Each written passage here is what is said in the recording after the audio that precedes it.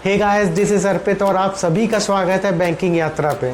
आज हम आपके लिए लेके आए हैं आरआरबी पीओ की सैलरी स्लिप जो कि जून 2023 की है और जिनकी ये सैलरी स्लिप है उन्होंने लास्ट ईयर ही ज्वाइन किया है। और जून की सैलरी स्लिप लाने का हमारा मेन ये मकसद था क्योंकि जैसे कि आप जानते हैं कि अभी आरआरबी पीओ के मेंस के एग्ज़ाम्स कंप्लीट हुए हैं और इसके बाद इंटरव्यू होगा, देन उसके बाद फाइनल सिलेक्शन होगा। तो जिनके ये सैलरी स्लिप है उनका जो पहला इंक्रीमेंट लगना था वो जुलाई से लगना था और इसीलिए मैं जून की सैलरी स्लिप लेके आया क्योंकि मैं आपको ये बताना चाहता था कि जो अभी बच्चे हैं जो अभी ज्वाइन करेंगे उनकी पहले मंथ की सैलरी या फिर पहली इन हैंड सैलरी उनकी कितनी होगी वो आपको इस जून की सैलरी से पता चलेगा। तो टाइम ना वेस्ट करते हुए आइए डायरेक्ट हम सैलरी स्लिप की तरफ बढ़ते हैं।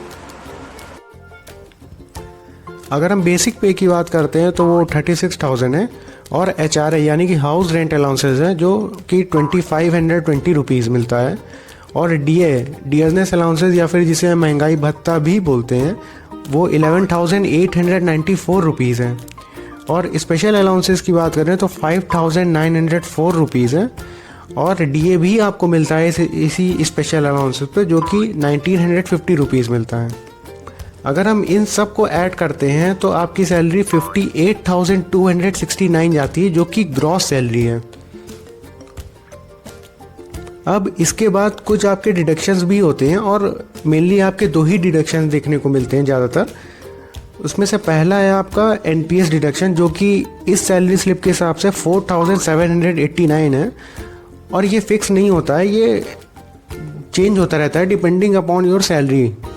और उसके बाद आपका इनकम टैक्स जो कि 2,680 है और फिर वही बात है कि ये चीज़ भी चेंज होती रहती है कि आप किस स्लैब के अंदर आते हो, आपकी कितनी सैलरी बन रही है उसके हिसाब से आपका इनकम टैक्स कटता है। और इसी अगर हम डिडक्शंस को घटा दिया जाए तो आपका जो नेट अमाउंट आता है यानी कि जो आपकी इन हैंड सैलरी है वो है 50,700 रुपीज़।